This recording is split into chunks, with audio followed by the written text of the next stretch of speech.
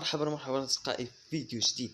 هذا الفيديو سنريكم كيفية ترويض القطة كيف تصبح لديكم قطة. كل هذه الخطوات سأريها لكم الآن في هذا الفيديو.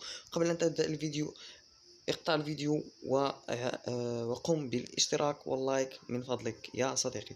والآن ما عليكم سوى إمساك بهذه البيضة هنا. هذه البيضة هي بيضة الفهد وليست القطة، ولكن سنجعل من هذا الفهد قطة. هذه البقرة لا علاقة لها هنا. المهم كي تجعل من هذا الفهد قطة ما عليكم سوى إمساك بالسمك. هناك نوع واحد من السمك يستجيب للترويض وهو هذا النوع هنا كما أريكم الآن. خذوه هكذا وقوموا بالاقتراب من الفهد قليلا قليلا قليلا أصدقاء. ستظهر لكم التايم وسنقوم.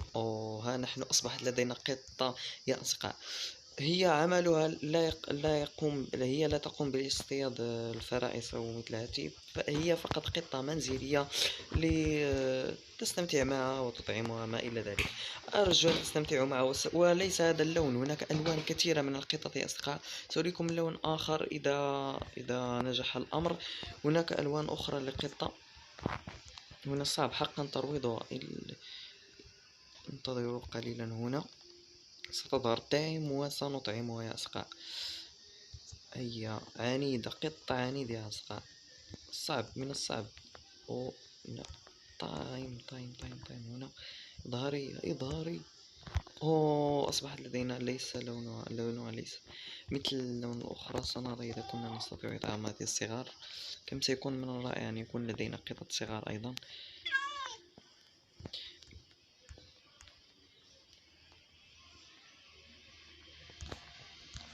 لا تظهر تايم لا تظهر.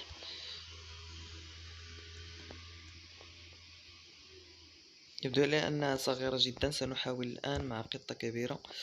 سنقوم بالاقتراب حتى تظهر لنا علامة تايم وستصبح قطتنا الأليفة يا أصدقاء. ومن يريد كيفية ترويض الكلاب كنت قد نشرت فيديو، اذهبوا إليه وستعرفون كيف ترويض الكلاب من ذئاب إلى كلاب يصبح لديكم كلاب. على عكس القطط تساعدكم في الهجوم والافتراس والحماية أيضا يا أصدقاء. يا إلهي هذا صعب حقا بوجود كثير من القطط هنا. عندما يرى كأنك اقتربت منه يبدأ بالجري. انتظروا قليلا. ستظهر تايم الآن يا أصدقاء. الآن هي تايم. لون آخر بديع يا أصدقاء. كما ترون لون برتقالي، وهناك لون أسود أيضا يا أصدقاء. جربوا حتى يظهر لكم اللون الأسود. هذه ألوان جد رائعة يا أصدقاء. أرجو لكم فرصة ممتعة وإلى اللقاء في فيديو آخر. نذكركم من فضلكم لايك والاشتراك لكي نستمر في نشر فيديوهات رائعة يا أصدقاء. وشكرا لكم.